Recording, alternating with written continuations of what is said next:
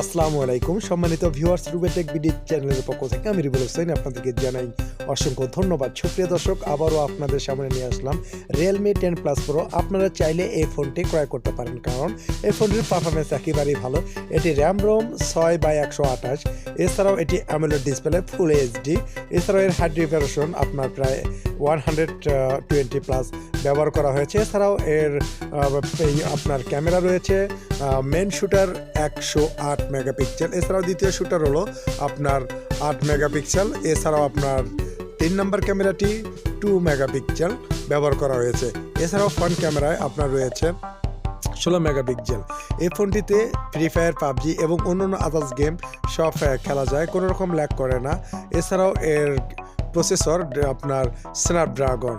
এই ফোনটি ব্যবহার করে দেখা হয়েছে, ফোনটি মোটামুটি সফট এবং এর স্পিকার নিচের দিকে ব্যবহার করা হয়েছে। এছাড়াও এর ফিঙ্গার লক গ্লাসে ব্যবহার করা হয়েছে নিচের দিকে। এর লাউডলি স্পিকার এবং ইনকামিং এবং আউটগোয়িং স্পিকার নিচের দিকে ব্যবহার করা হয়েছে। এছাড়াও এটি 80 ওয়াটের চার্জার ব্যবহার করা হয়েছে।